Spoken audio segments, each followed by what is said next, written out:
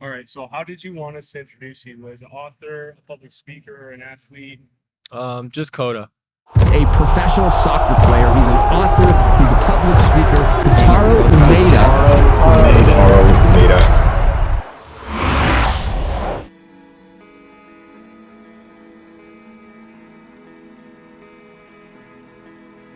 When we first moved to America, we were living in a small apartment in Cleveland, Ohio. Every day after school, my brother and I would go up to the racquetball court and kind of train each other and play with each other. He would beat me every single time. And on the weekends, my dad would join us when he didn't have work. It would always be my brother and my father versus myself. And I was still, 6, 7 years old. He was always good. Like, he was always better than like his peers when he was playing with the local kids and things like that. Even when he was growing up, playing on better teams, he was always good. To me, like professional level seemed miles away. It was something that like none of us could really achieve. But for him, I think he always believed in himself, and like he always thought he could get to that level. And I think that's what kind of differentiates people that make it from the people that don't.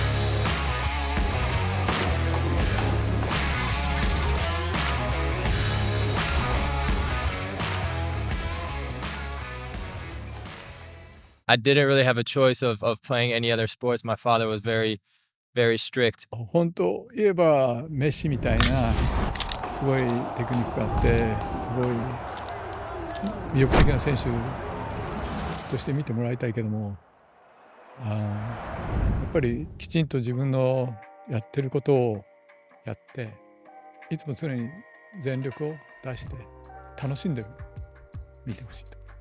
My father was a professional trainer for Kashiwa Racing, so I spent a lot of my time growing up at their games, in the locker rooms with the players, and so I just kind of was surrounded by a very professional environment, and I think that's where I started gaining interest. 初めて小太郎を、ロッカールームに連れて行った時に柏レイソルのチームの人たちが選手の人たちが小太郎と遊んでくれる。小太郎が小さい時はテクニカル的にはすごく良くてこれはいいなと思ったんですけども少しずつ大きくなってだんだんとチームに混じるようになった時にやっぱり自分の考えと違ってていつもサイドラインで叫んでいたらそのチームのコーチから There were times where my father wouldn't let me come back in the house unless I got 100 juggles. There were times we would go on vacation and my father would have me run suicides in the hotel parking lot. I feel like growing up, like our lives always like revolved around soccer. Like in our living room, the couch was always the goal, right? We had a ball in the house all the time. We would always like shoot on each other, things like that. My friends were usually through soccer. My brother would always just like hop in. He's like 4 years younger, right? Like when you're like really young, I think 4 years is like a big difference in skill set, physicality, things like that. But he always kept up. Having an older brother kind of meant everything to me. Everything I learned in soccer was through him. When we were young, we didn't have money. We were kind of living paycheck to paycheck, so it was really difficult for us to maintain a consistent soccer lifestyle because club can get pretty expensive. So seeing all the combines and college recruiting camps that he went to and seeing kind of how the recruiting system was very important for me. And within the first few years of Cleveland, we were living in 3 different apartments and just things were getting really difficult for us. For me, I really hated Christmas when I was young because a lot of my classmates would have the newest sneakers and they'd get loads of presents. Whereas for me, I woke up on Christmas Day mornings and to an empty Christmas tree, and those are some of the memories that I had growing up. We never really realized how expensive, soccer was in America compared to other countries. My mom was diagnosed with breast cancer when I was 12. And at that time, it was really hard for me because I was still very young and I was still naive to the fact that there was a possibility of life even with cancer. The only thing I kind of knew at that point was I related cancer to death. I was forced to quit the club team that I was on because we weren't able to pay the bills. So it kind of forced me to go into a dark phase in my life. I had to train by myself in the backyard, in the front yard, in the garage when it was snowing. And it just kind of teaches you things that you can't learn anywhere else in life. He never give up. Even though I feel like it's very tough and sometimes I feel like it's impossible, and sometimes I wanted to say you can quit or you can finish anytime, but he never say I will give up. That's learned for my life too. Sometimes I want to give up, but then I, learned from him. I kind of wanted to make my dream a reality for them, for my mom and my father. It was really hard for us to kind of get into the recruitment stage in my career. It was very hard for us to decide where I should go. My trainer at that time, he took me to my very first college soccer game, and it was the 2010 national championship between Louisville and the University of Akron. I had the opportunity to go to the University of Louisville in 2016 and eventually transferred to the University of Akron. So I think it's cool to see where God places you. First game in spring season, we played Chicago Fire in the MLS, and one of our players ended up getting injured, so I went in with about 70 minutes left, and I think that's when I was able to kind of just put my mind aside and play my own game. I stepped in and I did my job. It was a very dark time for me. It was my first time being away from my parents. My dad's Buddhist and my mom believes in Christianity, but I grew up Buddhist in the household. A teammate of mine at that time took me to a FCA meeting, which was the Fellowship of Christian Athletes at the University of Louisville. And my first time being there, I was just so amazed and so inspired to hear some of the testimonies that the other athletes went through, and just seeing what God has done in their life was very inspiring to me, and it made me feel comfort away from home. And so I was so amazed, and I just kept studying Christianity. I think that's when my journey of being a believer began in my professional career. There's been so many ups and downs, and I think God kept me level, kept me straight on so many occasions. My first year at the University of Akron, when I transferred there, I kept sending a lot of scouts my videos in Brazil because a lot of the players that my father worked with at Kashiwa Reysol when he was a trainer ended up being head coaches in a lot of clubs in Brazil.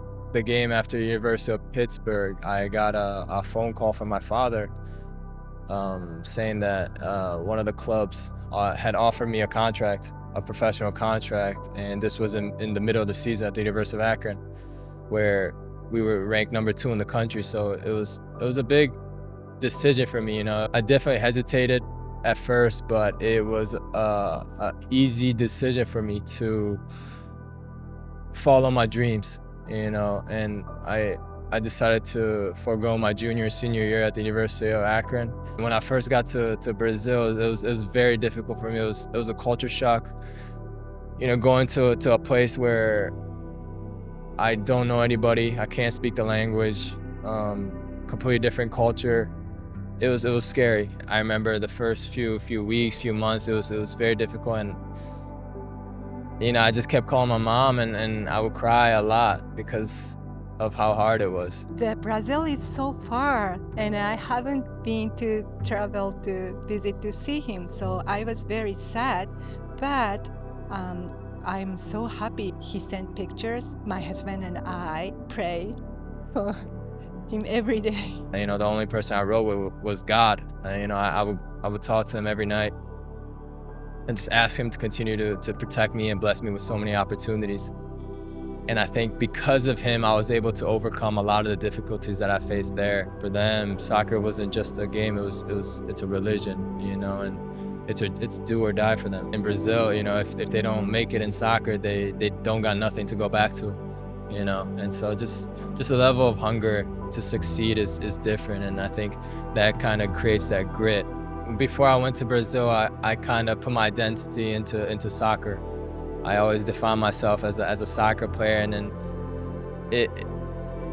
it's dangerous because soccer is so inconsistent. One day you're so loved and everyone knows you, and another day if you play bad, nobody wants to talk to you, everybody ignores you. So it has its highs and its lows, and it's very inconsistent, so it's dangerous. And the moment I put my identity in Christ, it helped me play better, it helped me be a better person. And and kind of realize that soccer is just a sport at the end of the day, and enjoy what I do, because it's not gonna last forever.